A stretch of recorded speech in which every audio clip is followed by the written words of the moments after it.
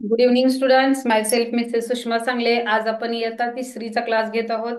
आपला तिसरीचा आजचा बघितलं तर शेवटचं आपलं हे ऑनलाईन क्लास असणार आहे. आपण 2024-25 साली अतिशय छान प्रकारे आपल्या ध्येय अकॅडमीला साथ दिली, तशी साथ राहू द्या आणि पुढचं ऍडमिशन सुद्धा तुम्ही लवकर करू शकताय. आपलं पुढं स्कॉलरशिप नव्वदेचा बेस म्हणून अतिशय छान परीक्षा ही आम्ही अरेंज केलेली आहे. त्याच्याद्वारे आम्ही तुम्हाला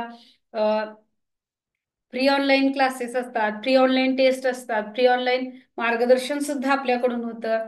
आपल्या अकॅडमीचे संस्थापक शेंडगे सर, शेंडगे मॅडम यांच्या कडून व आमच्या पूर्ण अकॅडमीकडून तुम्हाला तिसरीच्या सर्व विद्यार्थ्यांना आय मिनरच्या फायनल एक्झामसाठी खूप खूप शुभेच्छा. आता जे घटक आपले राहिले होते हे आमच्या ऑनलाईन क्लासेस ज्या भागातील मुलांपर्यंत आपण लाईव्ह क्लास देऊ शकत नाही आणि ज्यांना लाईव्ह क्लास त्यांना सुद्धा बघता यावेत म्हणून आपण काय केलेलं आहे, हे रेकॉर्डेड क्लास आपण दाखवत आहोत.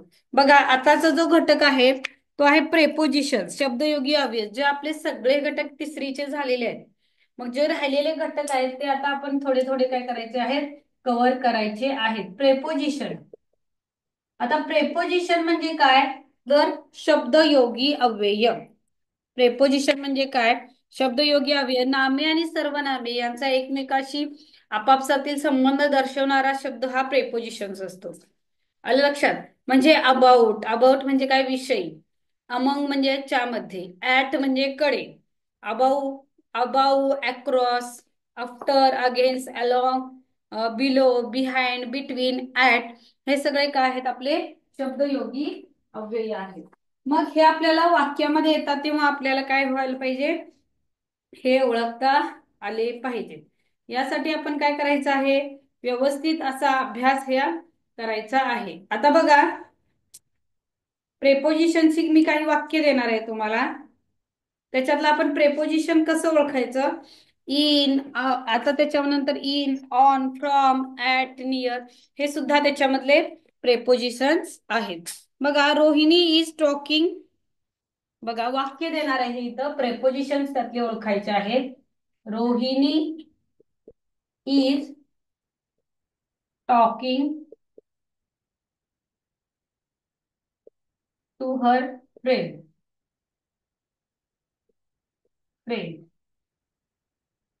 आता याच्यातलं प्रेपोजिशन कोणतं तुम्ही ओळखायचंय.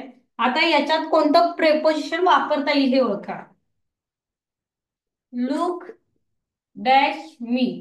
आता इथं इन, ऑन, ऍट, चौथा आहे विथ, यातलं कोणतं प्रेपोजिशन आपण वापरू शकतो हे बघायचंय. एक थोडी उदाहरण मी इथं घेणार आहे, त्या उदाहरणाद्वारे तुम्ही काय करायचंय, प्रेपोजिशन्स ओळखायचं आहे. बघा,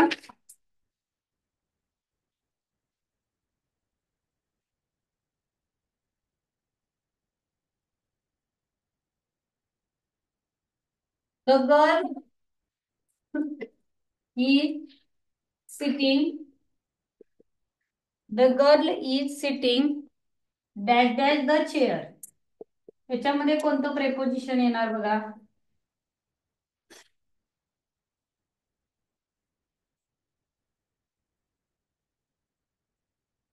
I hide my book dash dash the cupboard. आता हे ओळखायचंय कोणतं येऊ शकतं. आजचा घटक रिव्हिजनचा घटक होईल आणि हे झाल्यानंतर पुढचा घटक घेऊयात आपण.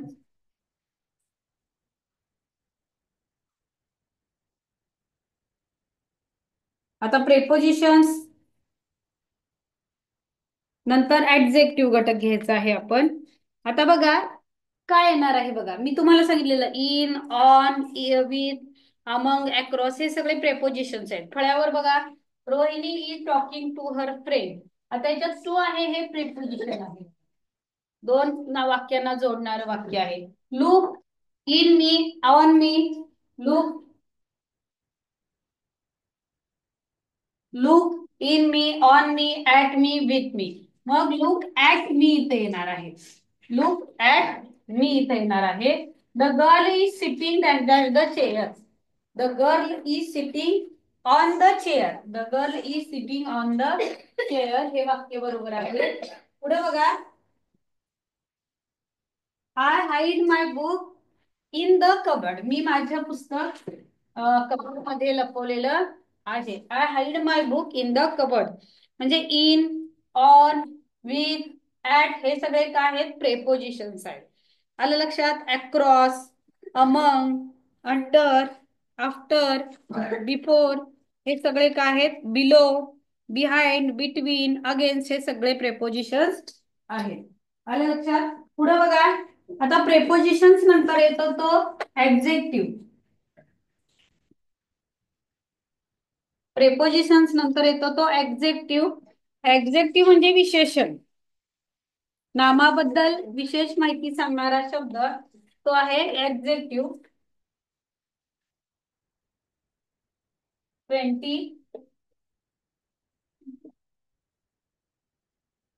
ऍडजेक्टिव्ह. आता ऍडजेक्टिव्ह म्हणजे काय तर विशेषण. आता मराठी मधले विशेषण बघा, समोर बघा. मराठी मधले जेवढे विशेषण असतात, छान, सुंदर, खूप, लाल, हिरवा, पिवळा, गरम, थंड हे सगळे विशेषण आहेत. आलं लक्षात? मग इंग्रजी मधले कोणते विशेषण आहेत तेच आपण इंग्लिश मध्ये,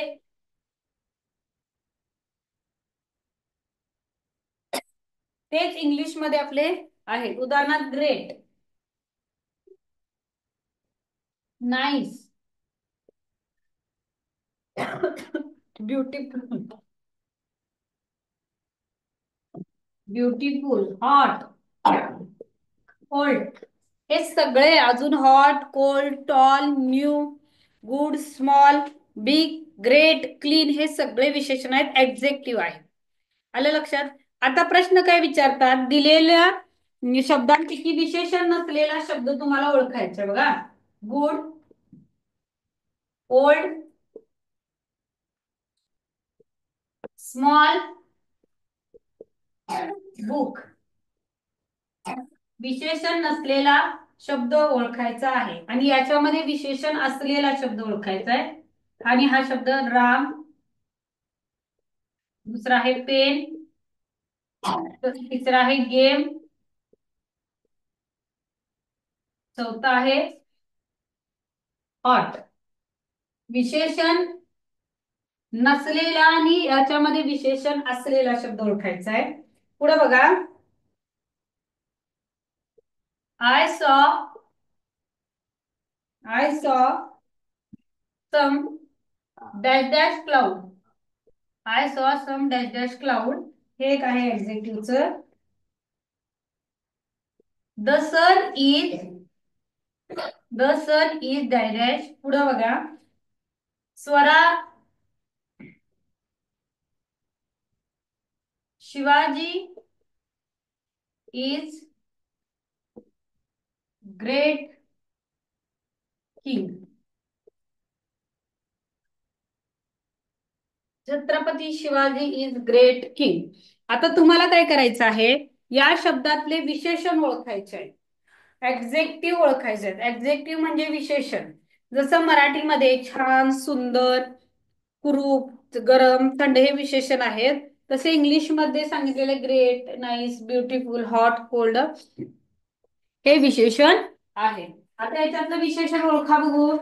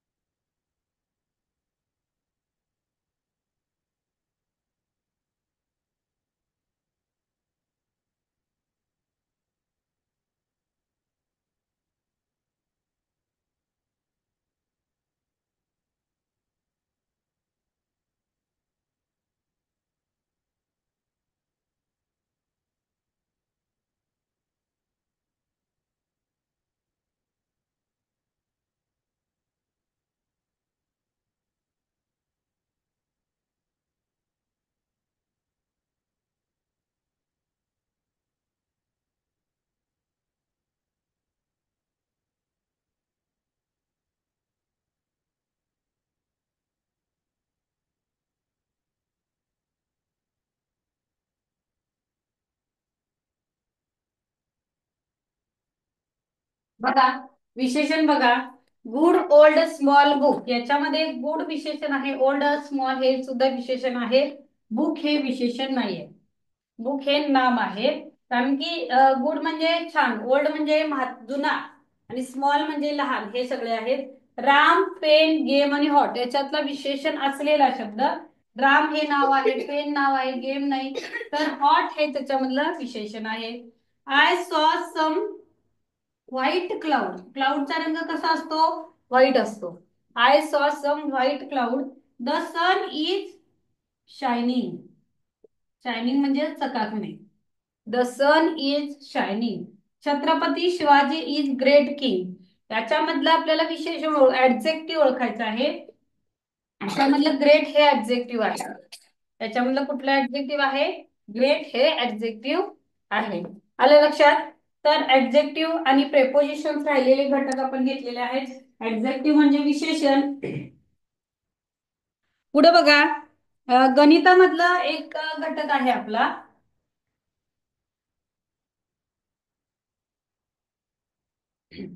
गणितामधला कोणता घटक आहे?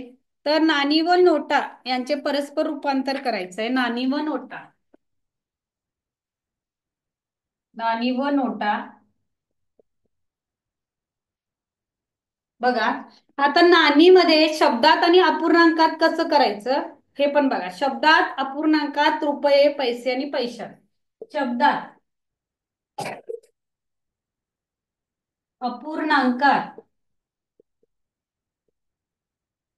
शब्दात, अपूर्णांकात, रुपये व पैसे, त्याच्यानंतर पैशात, असं आता आपण रूपांतर करायचंय. आता शब्दात नाणी कसं ओळखायचं? पाव रुपया. बघा सगळ्यांनी लक्ष द्या. आता पाव रुपया आपण आता वापरत नाही, पण पाव रुपया म्हणजे किती? तर 4 मधला एक भाग रुपये, 1/4. 1/4 रुपये म्हणजे पाव रुपया. आता ते रुपयात कसं लिहिणार? 0 रुपये होणार आहे. ते 0 रुपये 25 पैसे. आलं लक्षात? 0 रुपये 25 पैसे म्हणजे पाव रुपया.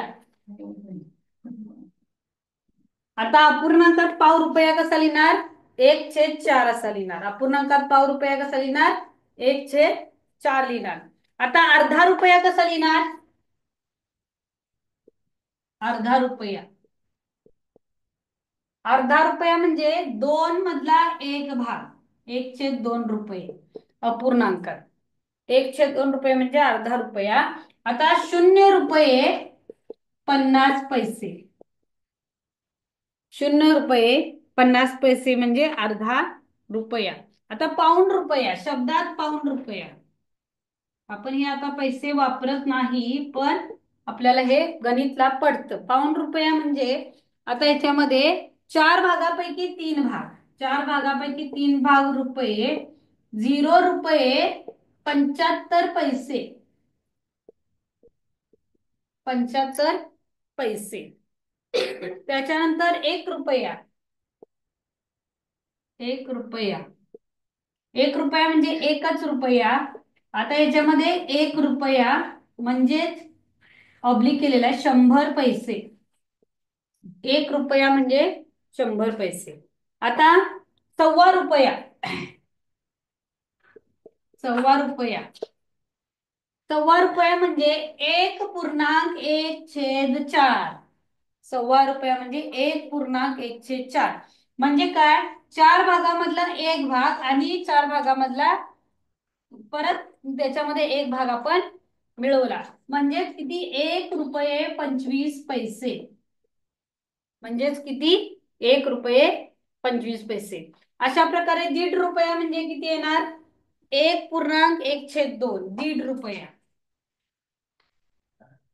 1.1/2 रुपये म्हणजे 1 रुपये 50 पैसे. 1.25 रुपये म्हणजे 1.2 म्हणजे 1.2 म्हणजे कसं येणार? 1.34 रुपये. म्हणजे याच्यामध्ये काय येणार 1 रुपये 75 पैसे. 1 रुपये 75 पैसे. पुढे बघा, आता परत एकदा एक्सप्लेन करणार आहे मी. तर शब्दात अपूर्णांकात रुपयात आणि पैशात बघा. पाव रुपया म्हणजे 1/4 म्हणजे 4 भागापैकी 1 रुपया. 4 भाग म्हणजे काय असतं, 100 पैसे असतात. 100 पैसे. 100 पैसे म्हणजे 1 रुपया. 100च्या निम्म 50, मग 50 पैसे. 50च्या निम्म 25. आलं लक्षात. आणि हा दोन्ही मिळून जो भाग होतो तो 75 पैसे म्हणजे पाऊण रुपया होतो. आलं लक्षात. म्हणजे पाव रुपया 1/4, 0 रुपये 25 पैसे. अर्धा रुपया म्हणजे 1/2, 0 रुपये 50 पैसे. पाऊण रुपया म्हणजे 3/4, 0 रुपये 75 पैसे. 1 रुपया म्हणजे 1 रुपया 100 पैसे. सव्वा रुपया म्हणजे 1.1/4, 1 रुपया 25 पैसे. दीड रुपया म्हणजे 1/2, 1 रुपये 50 पैसे. पावणे 2 रुपये म्हणजे 1.34, 1 रुपये 75 पैसे. बघा, आता याच्यावरचे प्रश्न मी तुम्हाला देणार आहे, तुम्ही सोडवायचे आहे.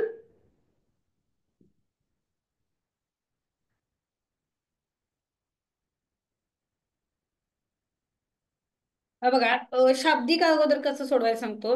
सचिनने 15 रुपये दराने 12 अंडी आणली तर त्याने किती रुपयाची अंडी आणली. सचिनने 15 रुपये दराने 12 अंडी आणली. 15 रुपये दराने 12 अंडी म्हणजे 15 × 12 करायचं. 15 रुपये दराने 12 अंडी आणली तर किती रुपयांची अंडी आणली. 12×5 = 60. डायरेक्ट मी गुणाकार करत आहे बघा. 12×5 = 60. हातचलाला 1, 12×1 = 12, 12 आणि 6 = 18. म्हणजे त्याने 180 रुपयांची अंडी आणलेली आहे. ज्यांना पाडे येतात त्यांनी डायरेक्ट गुणलं तरी चालेल. ज्यांना येत नाही त्यांनी एक एक संख्या घेऊन गुणाकार करायचा आहे. सुनीलकडे 50 रुपयाची एक नोट आहे, 20 रुपयाची एक नोट आहे व 5 रुपये आहेत. तर त्याच्याकडे किती रुपये आहेत. 50 रुपये, 20 रुपये आणि 5 रुपये. तर 75 रुपये झालेले आहेत. आता तुम्ही गणित हे सोडवायचं आहे.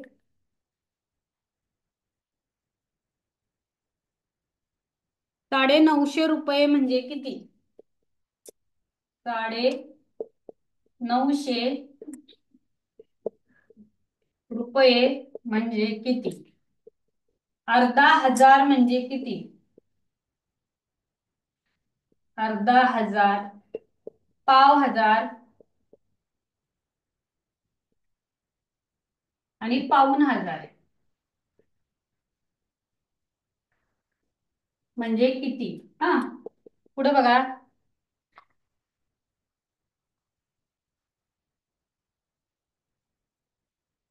75 पैसे म्हणजे किती रुपया. 75 पैसे म्हणजे किती रुपये. 100 पैसे म्हणजे किती रुपये. 100 पैसे म्हणजे किती रुपये. पाऊण रुपया म्हणजे किती पैसे. पाऊण रुपया म्हणजे किती पैसे. सोडवायचं आहे गणित, सोडवा.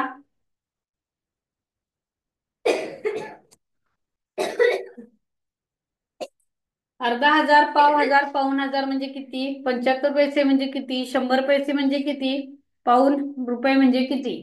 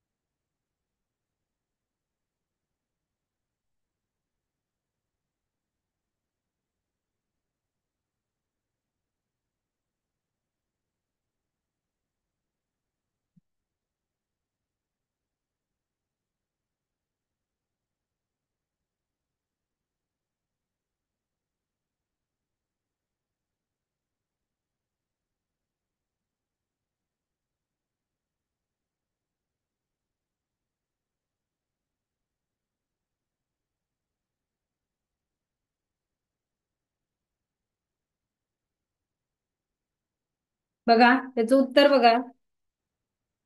950 म्हणजे रुपये म्हणजे 950 म्हटलेलं शे असं वापरलेलं आहे, म्हणजे 950 रुपये. 950 शे हा शब्द वापरलाय ना, त्यामुळे शे म्हणजे शेकडा. 950 रुपये. अर्धा हजार, पाव हजार आणि पाऊण हजार. आता हजार म्हणजे किती? 1000. ह्याच्यातला अर्धा हजार म्हणजे 500 रुपये. हा. पाव हजार म्हणजे 250 रुपये. आणि पाऊण हजार म्हणजे 750 रुपये. एवढं लक्षात ठेवा, सगळ्यात महत्वाचं आहे. 1000 मधला पाव हजार, अर्धा हजार आणि पाऊण हजार. अर्धा हजार म्हणजे 500 रुपये. पाऊण हजार म्हणजे 750 रुपये. आणि पाव हजार म्हणजे पाव हजार म्हणजे 250 रुपये. ओके. बघा 75 पैसे म्हणजे किती रुपये? 75 पैसे म्हणजे पाऊण रुपया. पाऊण रुपया. 100 पैसे म्हणजे किती रुपये? 100 पैसे म्हणजे 1 रुपया. 100 पैसे म्हणजे 1 रुपया. पाऊण रुपये म्हणजे किती पैसे? पाऊण रुपये म्हणजे 75 पैसे. पाऊण रुपया म्हणजे किती? 75 पैसे. लक्षात ठेवा. त्याच्यामध्ये बरीच मुलं चुकतात, हे चुकू नका. पाऊण रुपये म्हणजे 75 पैसे.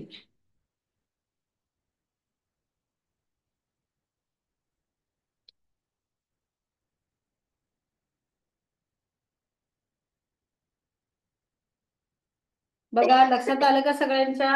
950 रुपये म्हणजे 950. अर्धा हजार, पाव हजार म्हणजे अर्धा हजार म्हणजे 500 रुपये. पाव हजार म्हणजे 250. आणि पाऊण हजार म्हणजे 750.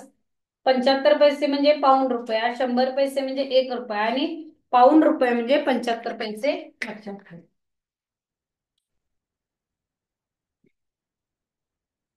आता ह्याच्यामधला गणितामधलाच अजून एक भाग होता, त्याचा अजून एक फक्त उदाहरण घेणार आहे. बऱ्याच मुलांना तो भाग नवीन होता.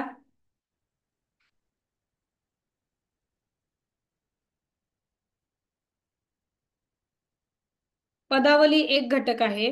पदावली ह्या घटकामधला एक प्रश्न मी सोडून देणार आहे.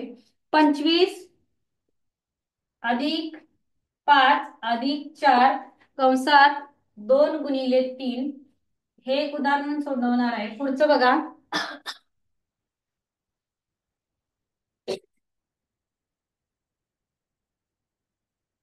15+15 भागिले 2 बरोबर किती? आलं लक्षात? तर 25+5 ह्यांची बेरीज करा. या सर्वांची 25+5 30, 30+4 34. आणि 2 गुणिले 3. आता या कंसाच्या बाहेर कुठलंही चिन्ह दिलेलं नाही, म्हणजे इथं गुणिले चिन्ह असतं. 2 त्रिक 6.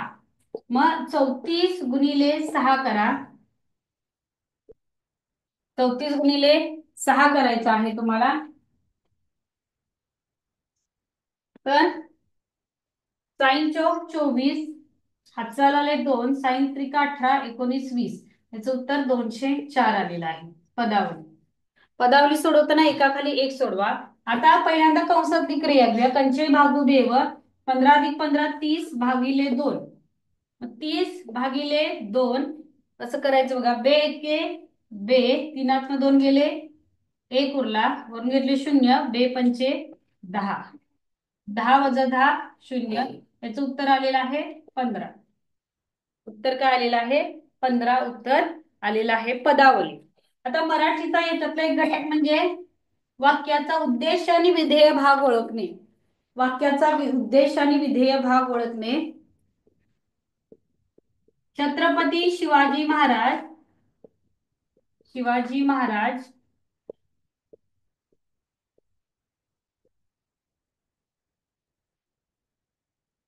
थोर राजे होते.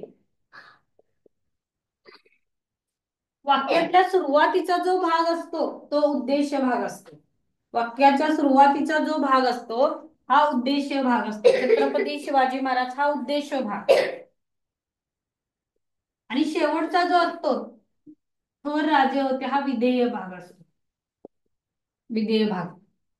आई स्वयंपाक करते. आई स्वयंपाक करते. त्याच्यामध्ये आई हा उद्देश भाग येतो आणि स्वयंपाक करते हा विधेय भाग येतो. हे लक्षात ठेवा. आणि स्वयंपाक करते हा विधेय भाग येतो.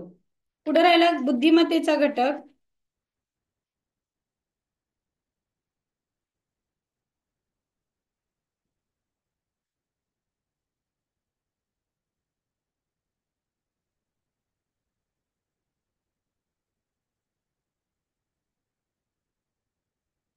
तर बुद्धिमत्तेच्या घटकामध्ये बघा, चौरसातील संख्या असा विचारतात. चौरसातील संख्या असे चौरस केलेले असतात आणि यातल्या संख्या आपल्याला ओळखायच्या असतात.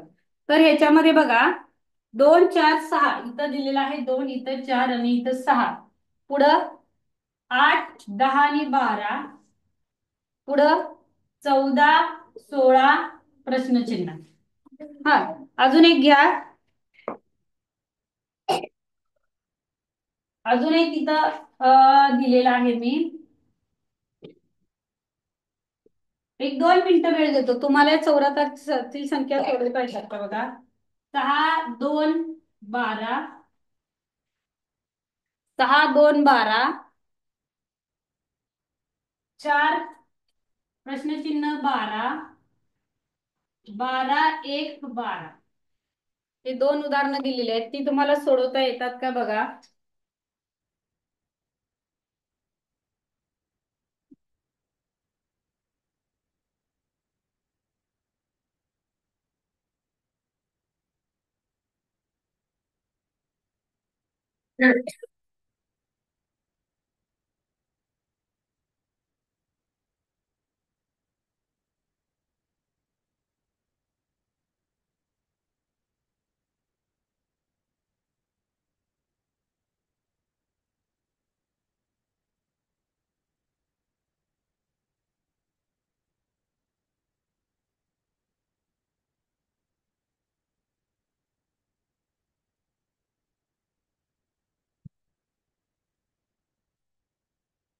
बघा, चौकटातील संख्या सोपी असतात.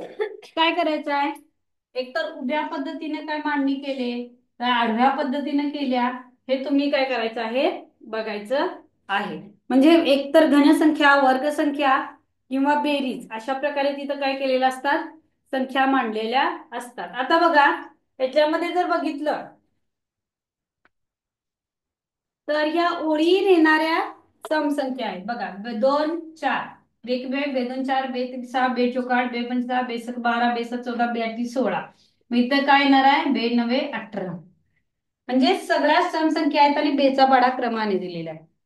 पुढे बघा, 4 2 12. 4 प्रश्नचिन्ह 12. 12 1 12. 6 दोन्ही 12. 4 त्रिकम 12 आणि 12 1 12. म्हणजे इथं प्रश्नचिन्हाच्या जागी एक हे 3 हे येणार आहे चौकटीतील संख्यांमध्ये. लक्षात, चौकटीच्या संख्यांमध्ये काय येणार आहे, 3 हे उत्तर येणार आहे. हे अशा प्रकारे चौकटीतील संख्यांसाठी तुम्हाला दिलेले असतात. पुढे बघा,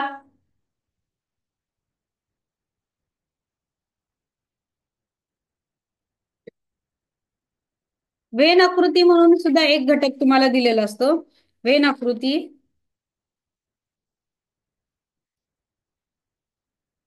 दिशांवरील प्रश्न बघूया आपण. दिशांवरील प्रश्न. तर दिशा आपल्याला कशा ठरवायच्या असतात, आपल्या उजव्या हाताची पूर्व दिशा, पूर्व, पश्चिम, वरती उत्तर, खाली दक्षिण. इकडं ईशान्य, आग्नेय,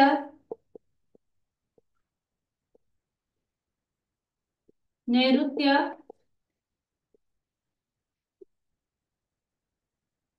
वायव्य.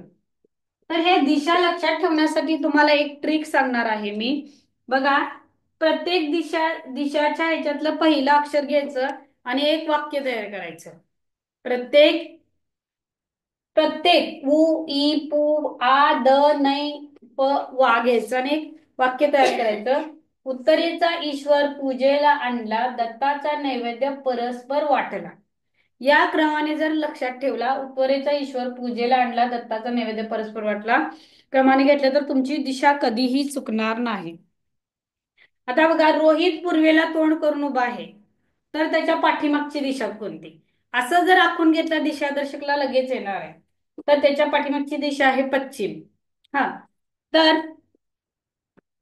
अमेय उत्तर दिशेकडून उजव्या हाताला काटकोनात 2 वेळा वळला, तर त्याच्या समोरची दिशा कोणती? बघा, अमेय उत्तर दिशेकडे तोंड करून उभा आहे, तो काटकोनात 2 वेळा वळला, तर त्याच्या समोरची दिशा कोणती? आता अमेय उत्तरेकडे तोंड करून उभा आहे, तो काटकोनात 2 वेळा वळलाय उजव्या हाताला. हा, इकडे एकदा वळला, त्याच्या समोरची दिशा पूर्व आली, परत इकडे वळला, त्याच्या समोरची दिशा दक्षिण आली. बघा, काटकोनात 2 वेळा वळलाय, असा आणि असा, समोरची दिशा दक्षिण आली. नैऋत्य दिशेच्या विरुद्ध दिशा कोणती? नैऋत्य दिशेच्या विरुद्ध दिशा ईशान्य. आग्नेय पूर्व आणि दक्षिण यांच्या मधली दिशा कोणती? पूर्व आणि दक्षिण यांच्या मधली दिशा दक्षिण दिशा आहे. आलं लक्षात? पुढे आहे दिनदर्शिका.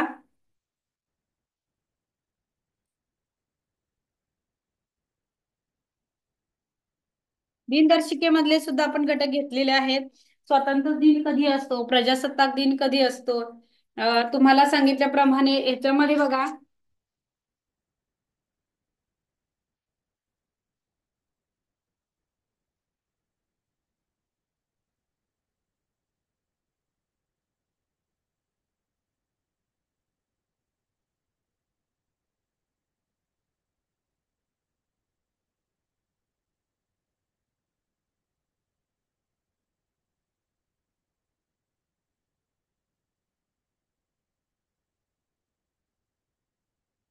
तर दिनदर्शिकेमध्ये बघितलात तर 30 दिवसांचे एकूण 4 महिने असतात, 31 दिवसांचे 7 महिने असतात. आता प्रत्येक वेळेला हे काय आपल्याला माहितीच आहे. त्याच्यानंतर 28 किंवा 29 दिवसांचा एक महिना असतो. आता त्याच्यामध्ये आपण दिनविशेष सुद्धा काय करायचे आहेत, पाठ करायचे आहेत.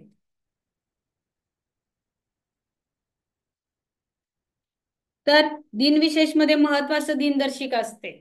आता दिनविशेष मध्ये सांगितलं होतं तुम्हाला गणितच्या लेक्चर मध्ये, गणित मध्ये, की 28 दिवसांचा जो महिना असतो, 28 दिवसांच्या महिन्यामध्ये एक सुद्धा वार हा 5 वेळा येत नाही. 28 दिवसांच्या महिन्यामध्ये एक सुद्धा 5 वेळा वार येत नाही. 29 दिवसांच्या महिन्यामध्ये 1 तारखेचा वार 5 वेळा येतो. 30 दिवसांच्या महिन्यामध्ये 1 व 2 तारखेचा वार 5 वेळा येतो. 31 दिवसांच्या महिन्यामध्ये 1, 2, 3 तारखेचा वार 5 वेळा येतो. लीप वर्ष हे दर 4 वर्षांनी येतं. बघा, शेवटच्या 2 अक्षर त्या संख्येना जर 4 भाग जात असेल तर ते लीप वर्ष असतं, लक्षात ठेवा.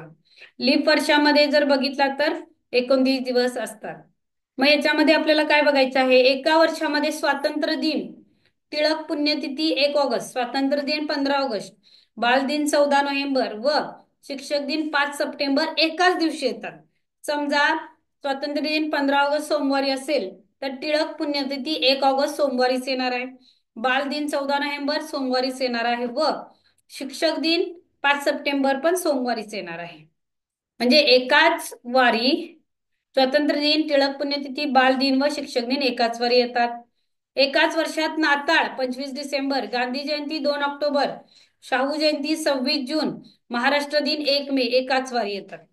समजा एका वर्षात नाताळ हे नाताळ समजा बुधवारी आलं, त्याच वर्षी महात्मा गांधी जयंती 2 ऑक्टोबर बुधवारी येणार, शाहू जयंती 26 जून बुधवारी येणार, महाराष्ट्र दिन 1 मे बुधवारीच येणार आहे. लक्षात?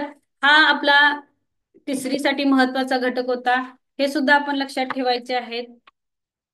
आता त्याच्यामध्ये जे घटक येतात, भावनिक बुद्धिमत्ता, सामाजिक बुद्धिमत्ता, म्हणजे तुमच्या शेजारी अपघात झाला असेल, तुमच्या शेजाऱ्याला जखम लागली असेल, अशा वेळी तुम्ही काय कराल?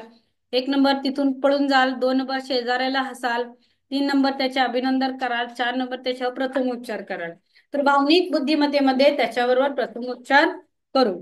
सामाजिक बुद्धिमत्तेमध्ये तसेच प्रश्न येतात की तुमची आई आजारी आहे आणि तिला घरातील काम होत नाही, तुम्ही काय कराल? तर आम्ही बघत आईला काम करायला लावू, आईला हसत बसू, आईला त्रास देऊ आणि आईला झोपून राहून सांगून आम्ही कामात तिला मदत करू. काय येणार आहे, आईला झोपून राहायला सांगून आम्ही तिला कामात मदत करणार आहे. अशा प्रकारे आपला इयत्ता तिसरीचा सगळा सिलेबस घटक वाईज झालेला आहे. छान अभ्यास करा, चांगला पेपर सोडवा. फक्त 8 ते 10 दिवस राहिलेले आहेत. 5 जानेवारीला आपली फायनल परीक्षा आहे.